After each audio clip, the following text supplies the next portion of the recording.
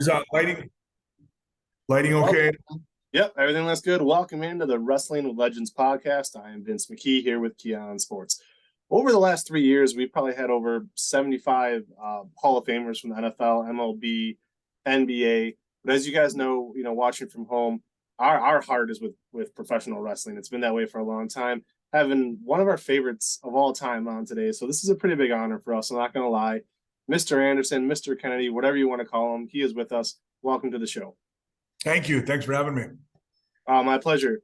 So, first question for you: what was it like playing in Super Bowl 16 for the Cincinnati Bengals against Joe Montana?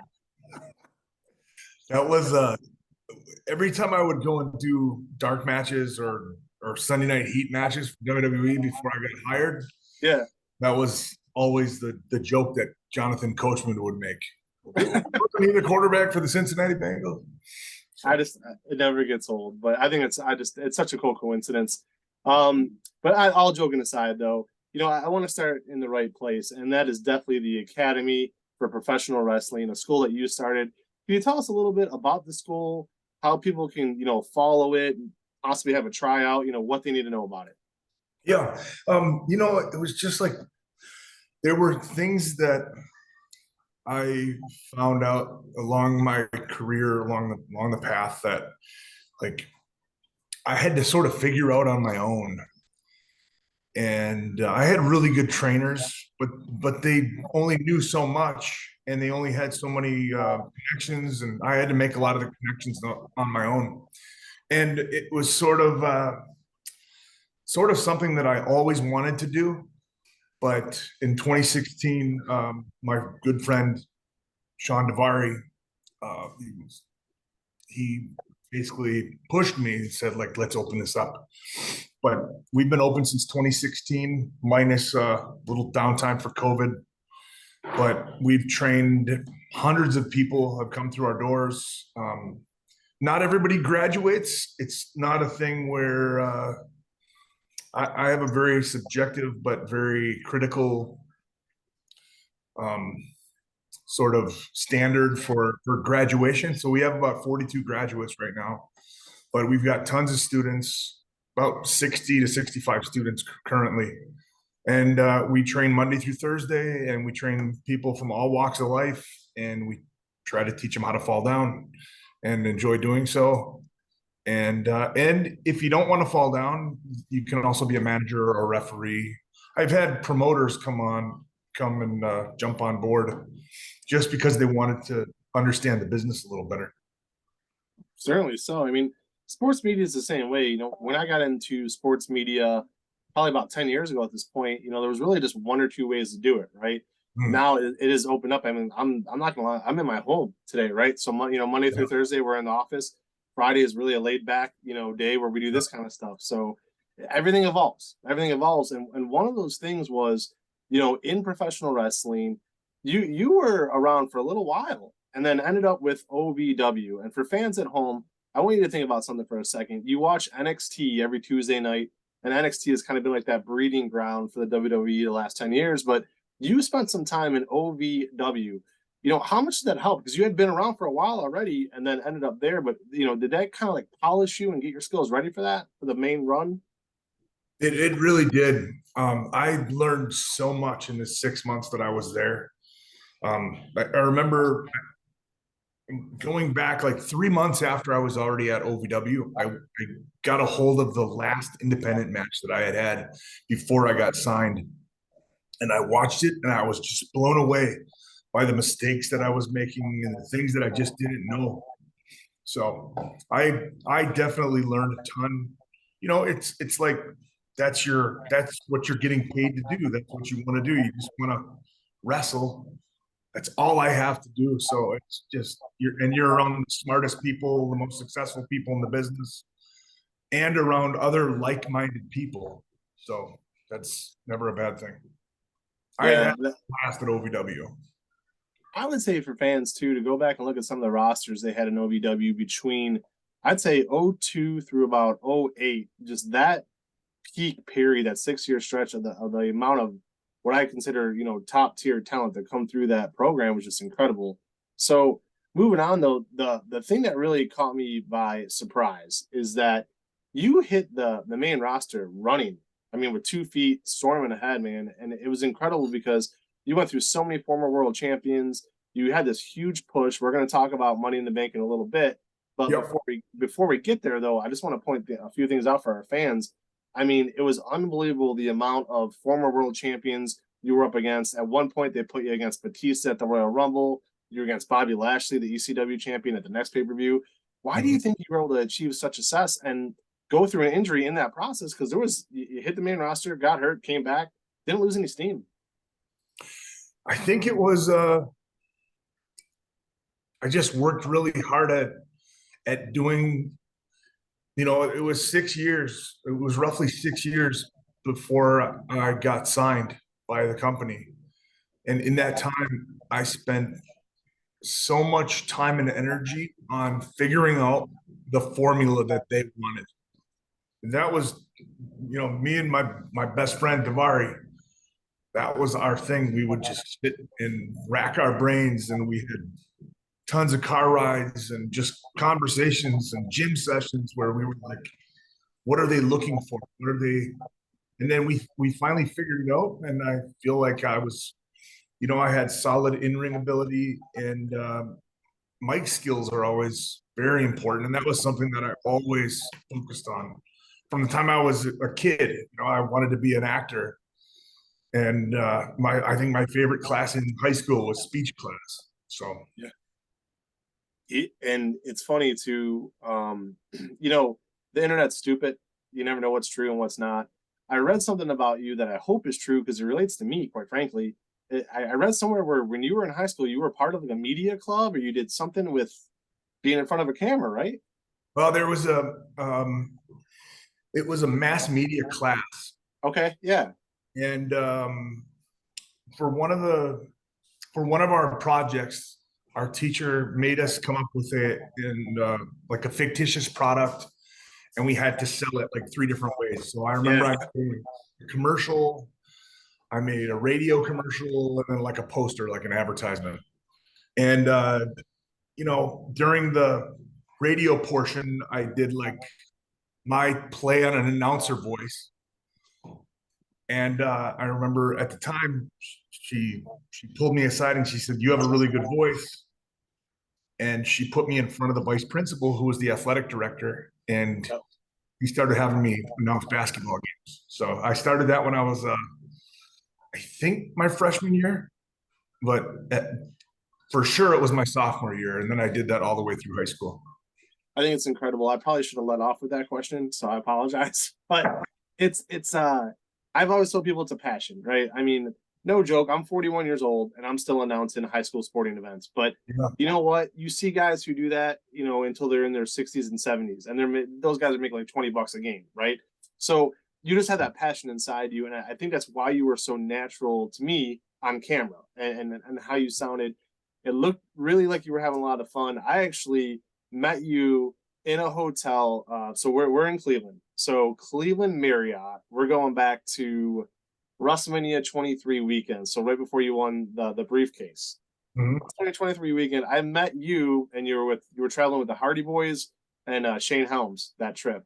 And I'll have to send you the picture. But I was like, man, this guy's having a lot of fun, right? You could tell. So going into that though, being that I was in Cleveland, WrestleMania 23 was in Detroit, a short 2-hour drive, whatever. Went and saw the show, saw you win the briefcase. Now, I'm not asking you to pull back the wall of kayfabe or anything like that. I don't need you to do that. I'm okay. I'm okay doing it. But I am curious. Okay, so you're in that, the Hardy Boys, Edge, Booker T, some heavy hitters, and they give the briefcase to you. Number one, when did you find out you were going to win? And number two, how was it received backstage that you were going over on all those guys? As far as I know, like there was no problems or anything like that. It was sort of, I don't know, expected, but like, yeah, that makes sense,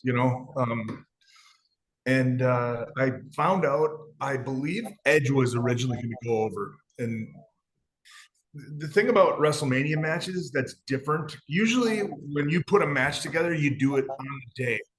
So if you're watching Monday Night Raw, they put that match together quite possibly right up to a few minutes before the show went.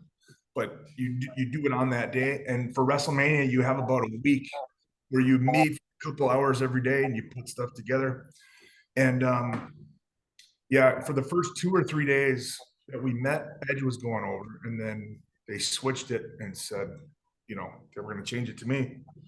So yeah, it was like a day before. That's awesome, man. I did it, and I kept it a secret from everybody, which I've never had a problem doing. Like I like for I like to tell stories, and I don't want people to know what's happening. Like Sure. I've never understood why people like to run to the dirt sheets and stuff like that and spill the beans on whatever's happening, because it spoils that storytelling. It does, and you peel back the curtain when you do that for the fans. And listen, I mean, I'm 41 years old. I grew up with the Mega Powers, right? When Hulk Hogan and Randy Savage split up, in my brain, it blew my 8-year-old little brain, right? So, but you learn to respect the storytelling, and that's the thing. I agree with you 100%. I'm glad you said that, actually. So, coming out of that, to me, it was just so confusing as a fan, and you as a human being, right, had to be even more confusing, because you think you tore your triceps, and that's huge, man. Like that's going to put you on a silence for a while if that happens. But can you kind of walk us through everything that went down? Because it really seemed like they took the legs right out from underneath you with the misdiagnosis of the injury, all of a sudden dropping the briefcase. What happened? First, because I'm hearing a little bit of feedback when I'm talking.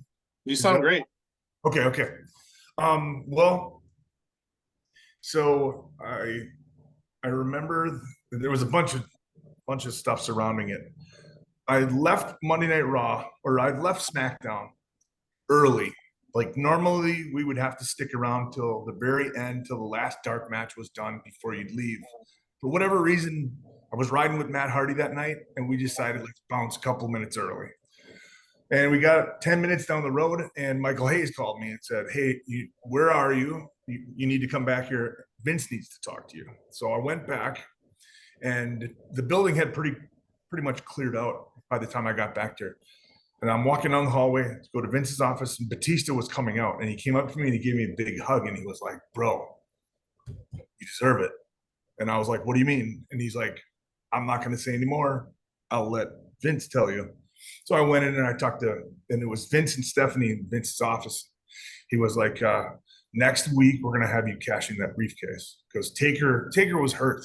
He had torn his biceps. He needed to go have surgery. And they were like, "We need to get it off of him." So we figured this is a good way to do it. Naturally, they had originally told me that I was going to cash it in at WrestleMania the following year. But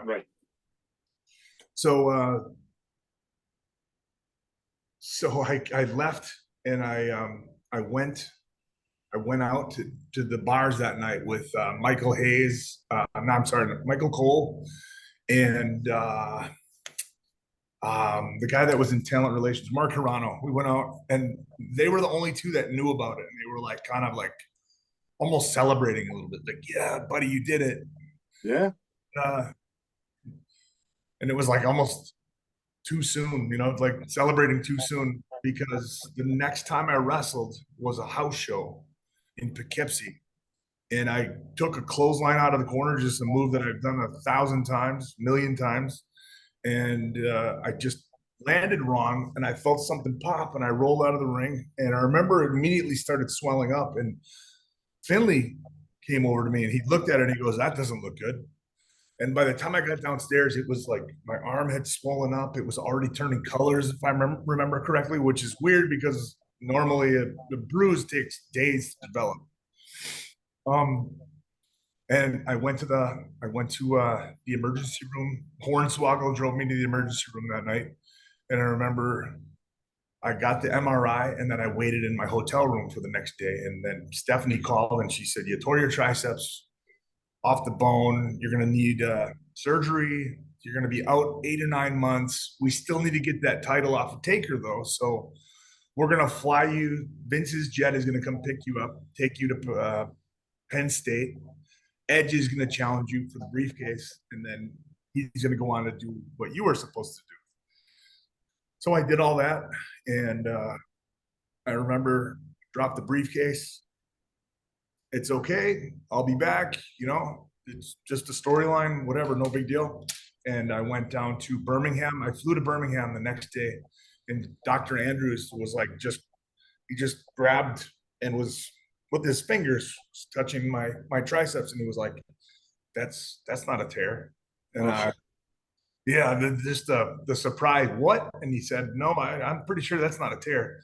He said, I can't find your MRI, so we're gonna have to do another one. But I'm pretty sure that's not a tear. It doesn't feel like a tear. And sure enough, after I did the next MRI, it was just like a bunch of blood vessels that popped in just a kind of a freak accident. And he said, you'll be out for like a month, maybe 2 months.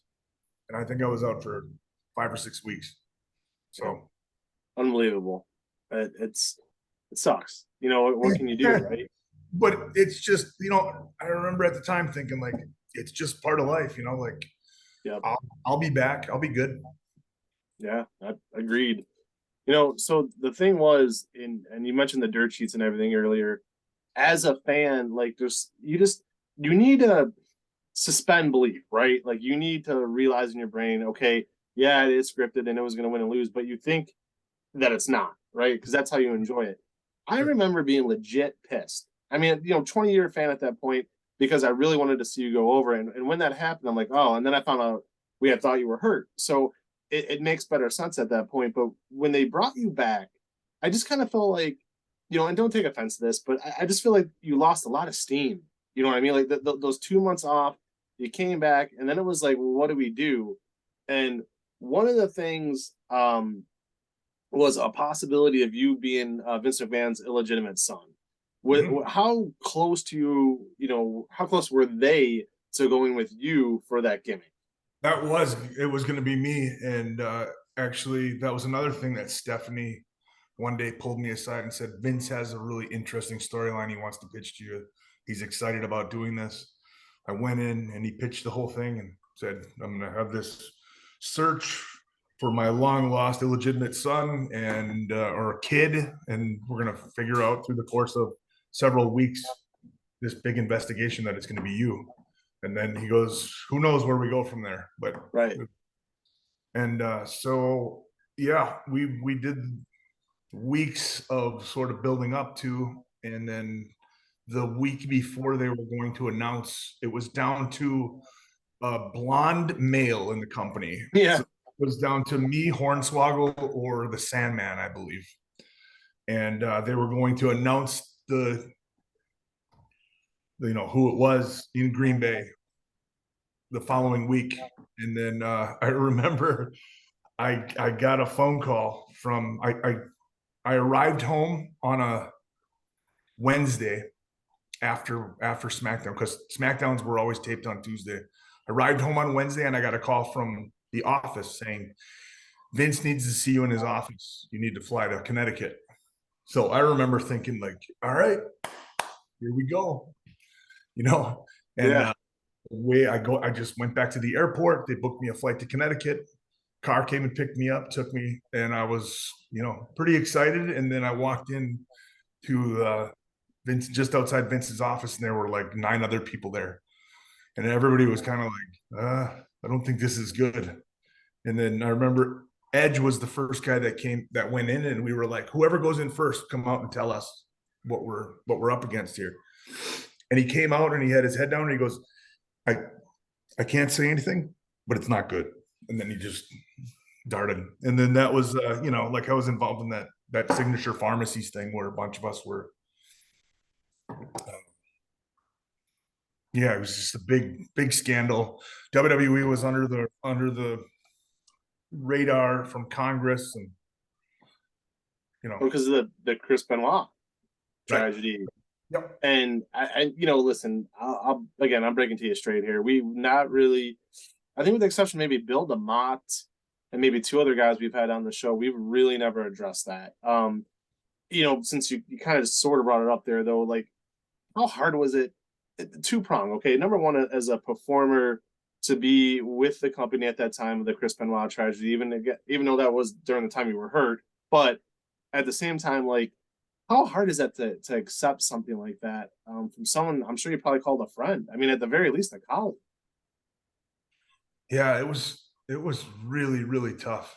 Um, and my natural instinct was to, protect the business and my colleagues and the company that I cared so much about, and I, you know, it's just an absolute tragedy, no matter where you look, no matter how you look at it. But I sort of decided at some point that the world needs to know what Ken Kennedy thinks about this. And I should have just, in hindsight, I wish I would have just, you know, Yeah, I mean, and we all grow, right? I mean, yeah, that was in '07. So, yeah, here we are in 2023, whatever it's been, 16 years or whatnot.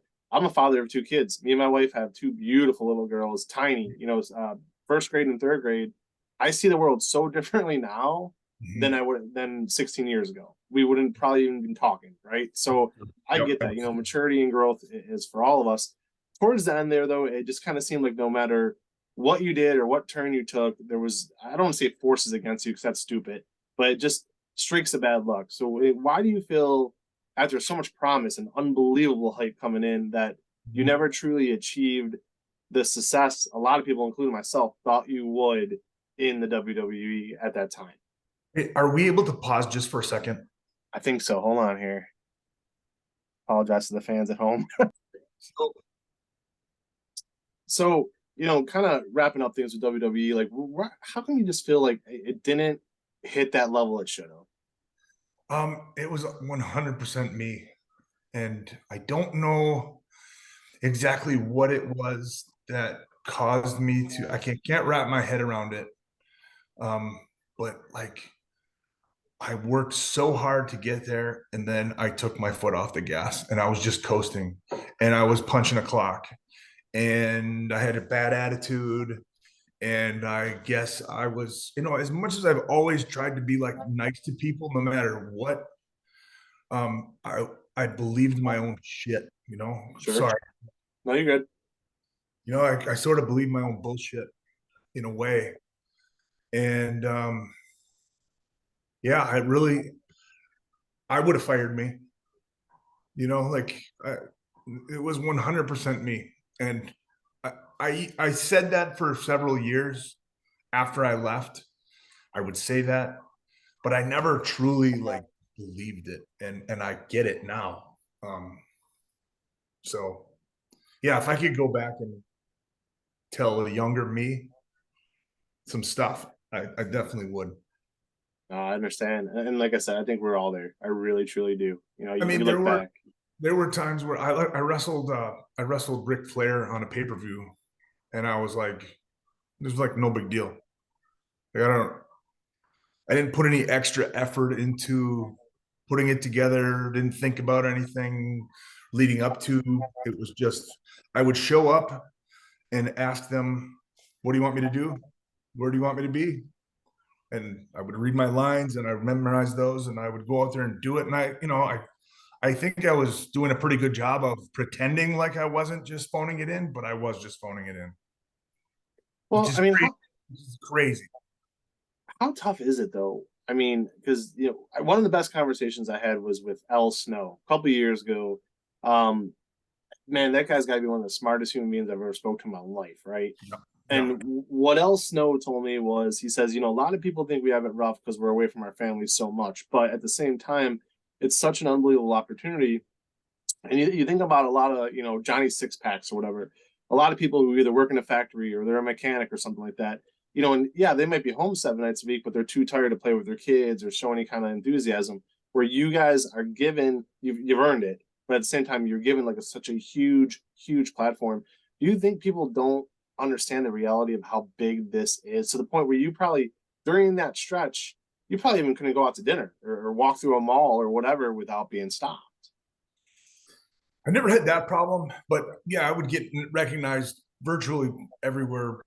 I can't imagine what it must be like to be somebody like Brad Pitt or Tom Cruise, or like to not be able to go pump gas without somebody Right. asking for a picture.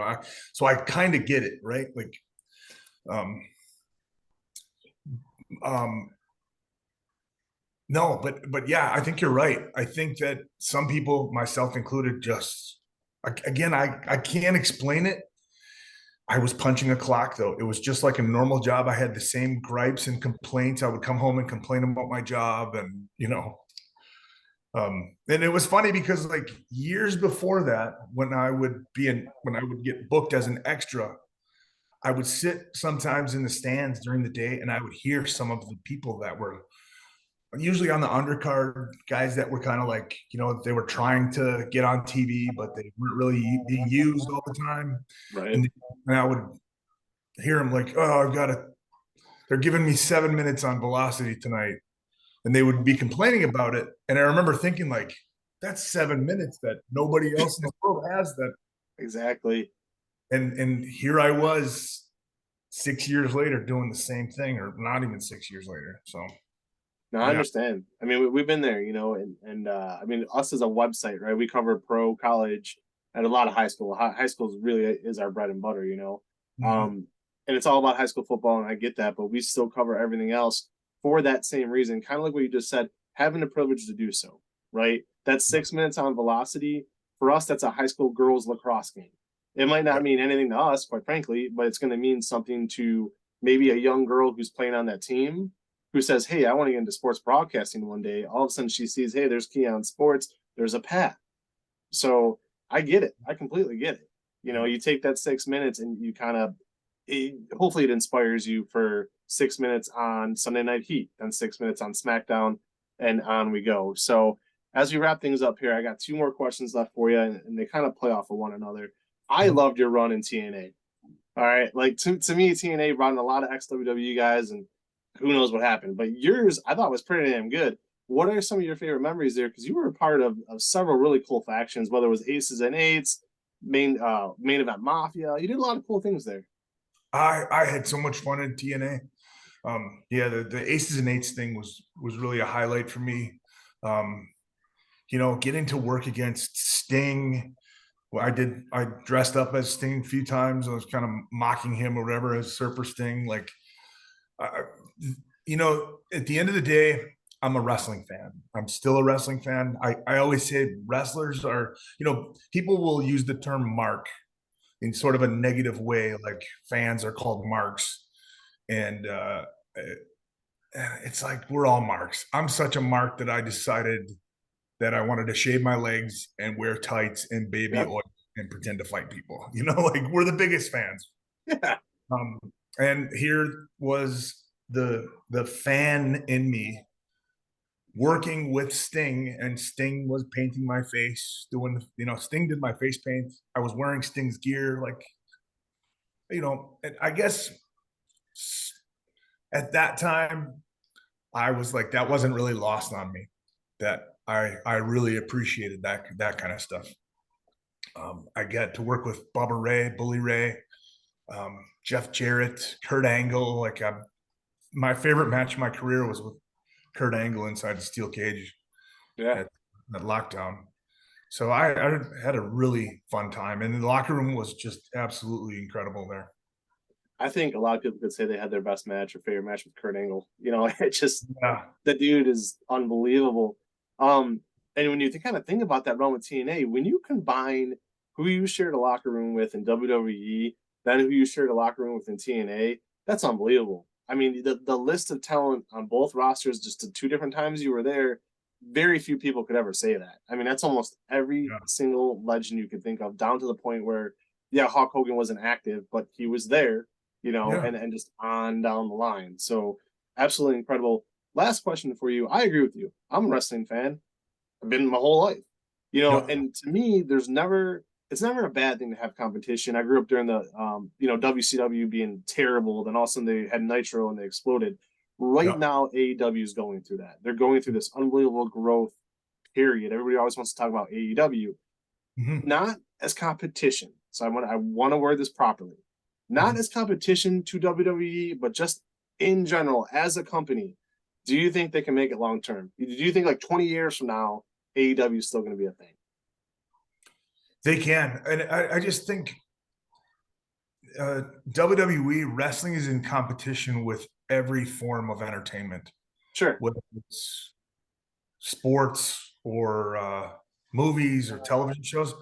So I think just offering a different variation of this thing that people love is there will always be a desire for it. There will always be sort of a vacuum that needs to be filled, and I definitely think that you know I've never met him before. I've never had conversations with him, but I understand everybody that I know says Tony Khan is like he's a genuine human being, and he genuinely wants, you know, he wants to be in this business and offer something unique. So I definitely think so.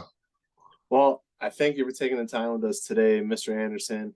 I'm always going to know you as Mr. Kennedy because that's when you get introduced to somebody for the first time. That's how you remember them. I still got people who call me Vincent, right? So Yeah, right, right. it is Your what it is. mom? Oh God, I'm Italian, so don't let the last name fool you. My actual name is Vincenzo, so everybody knows me and my family as either Vincenzo or Vincent. It wasn't until I kind of got in sports media that kind of chopped off the end of that name. So, but Nice. we appreciate it. Last question, more important than anything else. Yep. How can people follow you? How can they support you? And how can they learn more about the Academy? Yeah, if anybody's interested, you can visit our website. It's the Academy, SOPW.com. The Academy School of Professional Wrestling. That's what the SOPW stands for. Um, you can visit that website. You can call me or text me, preferably a text, because I hate phone calls, but I love text messages. You can text me directly at 507 722 2776. And that comes to my phone. It also goes to my wife's phone. So one of us will talk to you. If you're interested, if you're in the Twin Cities area or you're thinking about moving here, thinking about getting into the business of professional wrestling, I think we have a great system to offer. We've got several successes. We've got, Darius and Dante Martin and Julia Hart at AEW. We've got Tiffany Stratton and Von Wagner and Javier Bernal over at WWE. Gable Steveson. So yeah, if you're interested, and even if you can't move to the Twin Cities, reach out to me. If you're in Houston, Texas, and you want to get into the business, I would much rather have you go to a school that is reputable, that is going to teach you the right way, than to go. There's a lot of like pop-ups out there that are not necessarily, they're just not as good as say Booker T School in Houston. But I know of several schools throughout the country that I would love to get you in contact with. So, Please God, tell me you're not a Vikings fan. hell no, I'm a Packer fan. Still a Packer fan. But how the hell is he living in Minneapolis? Yeah, I've lived here. I've actually lived here my whole wrestling career, or virtually all my wrestling career. Wow. 2001, I moved over here because Minneapolis has just been such a hotbed for pro wrestling for so many years. Yeah. Well, so's Ohio. I mean, where I'm at, kind of, well, I'm in Cleveland, but regardless, the West Virginia to Ohio border and really Allentown, PA. I mean, we're in there, so I get it. Yep. Anyways, though, want to thank you for coming on, talking some geography with us, some Cincinnati Bengals football. Definitely had a good time today, and fans, check out the school. And honestly, I mean, generally, thank you so much. No, thank you very much, Vince. Enjoy the rest of your day, sir. Yep, you too. See you. Thank you.